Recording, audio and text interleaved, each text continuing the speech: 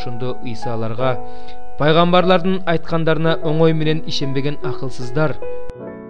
Өзүнүн даңкына ээ болордон мурун Машаяк ушундай азаптарды башынан өткөрүшү керек эмес беле деди. Анан аларга Тоорат, пайгамбарлар жана жазмалар китептеринде өзү тууралуу айтылгандардын баарын түшүндүрүп берди.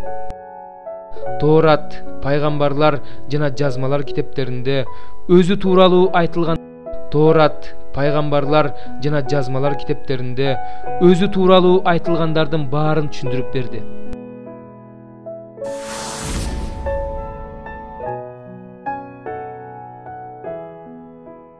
Силер ыйык жазууну изилдеп жатасыңар. Анткени ал аркылуу түбөлүк өмүргө ээ болобуз деп ойлойсуңар.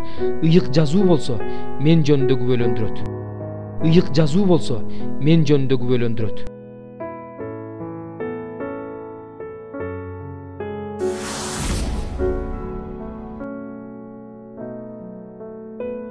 Эгерде Мусага ишенсеңер, мага да ишенмексиңер.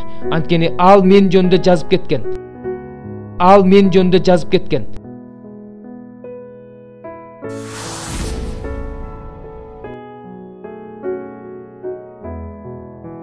Силерге райым көрсөтө тургандыгы жөнүндө пайгамбарчылык кылган пайгамбарлар ушул куткарылууну ынтаалуулук менен изилдешкен.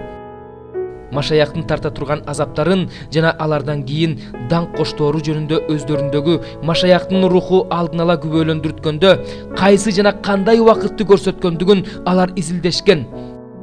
Асмандан жиберилген ыйык рухтун күчү менен жакшы кабар таратуучулар аркылуу азыр силерге жар салынып жаткан жакшы кабар алардын өздөрүнө эмес, бизге тиешелүү экендиги аларга белгилүү болгон. Муну периштелер да өз көздөрү менен көргүлөрү келген. Пайгамбарлар ушул куткарылууну ынтаалуулук менен изилдешкен. Машаяктын тарта турган азаптарын жана алардан кийин даңк коштору жөнүндө өздөрүндөгү Машаяктын руху алдын ала күбөлөндүрткөндө кайсы жана кандай убакытты көрсөткөндүгүн алар изилдешкен. Пайгамбарлар ушул куткарылууну ынтаалуулук менен изилдешкен.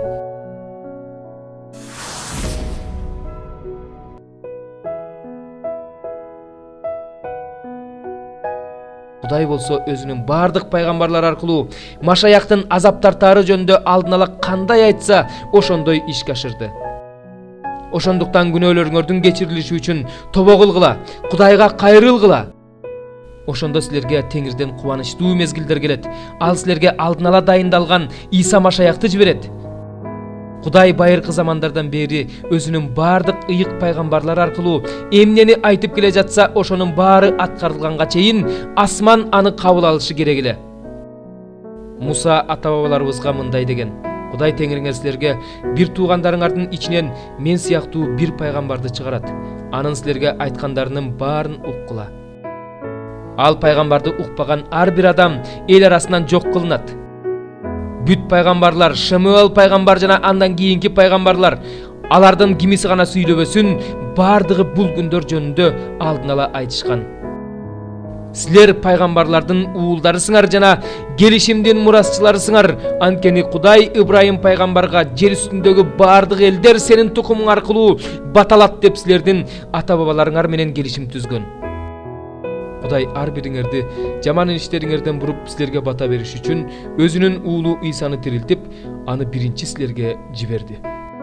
Кудай болсо өзүнүн бардык пайгамбарлар аркылуу Машаяктын азап тартаары жөнүндө алдын ала кандай айтса, Кудай болсо өзүнүн бардык пайгамбарлар аркылуу Машаяктын азап тартаары жөнүндө алдын ала кандай айтса, ошондой ишке ашырды.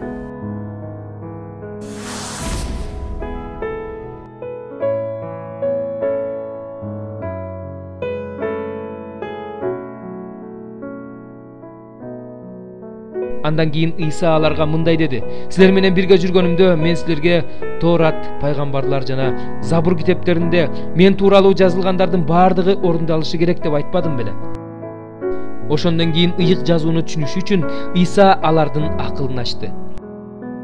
Анан аларга мындай деди: Ыйык жазууда Машаяк азап чегип өлүп 3-чү күнү тирилиши керек. Иерусалимдин элинен баштап бардык элдерге күнөөлөрү кечирилиши үчүн тобо кылуу анын ысымынан жарыяланышы керек деп жазылган. Тоорат, пайгамбарлар жана Забур китептеринде мен тууралуу жазылган ыйык жазууда Машаяк азап чегип өлүп 3-чү күнү тирилиши керек. Иерусалимдин элинен баштап бардык элдерге күнөөлөрү кечирилиши үчүн тобо кылуу анын ысымынан жарыяланышы керек деп жазылган. Торат, пайгамбарлар жана Забур китептеринде мен тууралуу жазылган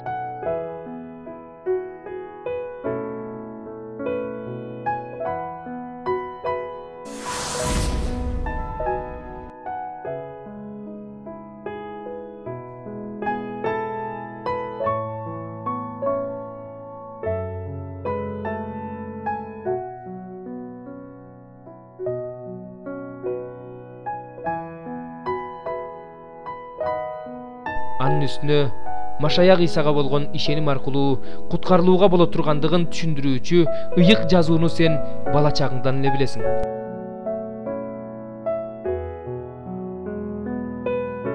Кудай бул дүйнөнү абдан сүйгөндүктөн өзүнүн жалгыз уулун берди. Кудай аны ага ишенген ар бир адам өлбөй, түбөлүк өмүргө ээ болсун деп берди. Кудай өз уулун бул дүйнөнү соттош үчүн эмес, ал аркылуу дүйнөнү куткаруу үчүн жиберди. Ага ишенген адам соттолбойт, ал эми ишенбеген адам соттолду. Анткени ал Кудайдын жалгыз уулуна ишенбей койду.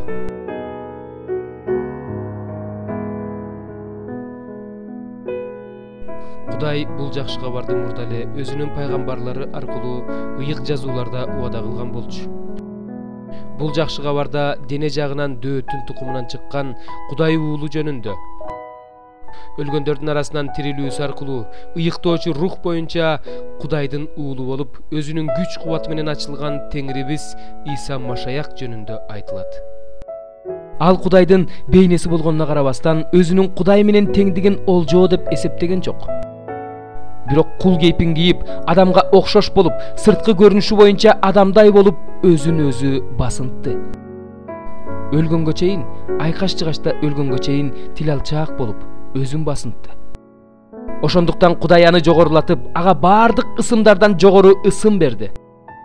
Исанын ысымынын алдында асмандагылардын, жердегилердин жана жер түпкүрүндөгүлөрдүн баары тизее бүгүшү үчүн Иса Машаяк Теңир, Кудай атанын даңкы деп ар бир тил ачык таанышы үчүн ушундай кылды.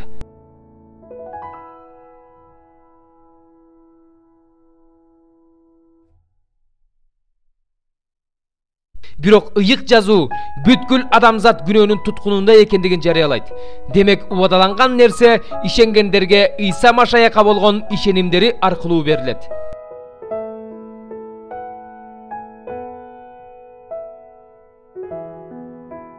Петраларга күнөөңөр кечирилиши үчүн тобо кылгыла. Ар бириңер Иса Машаяктын ысымынын урматына сууга чөмүлдүрүлгүлө. Ошондо Кудай силерге ыйык рухту белек кылат. Анткени Кудайдын убадасы силерге, силердин балдарыңарга жана алыстагылардын бардыгына Кудай Теңирибиз чакырган ар бир адамга тиешелүү деп жооп берди.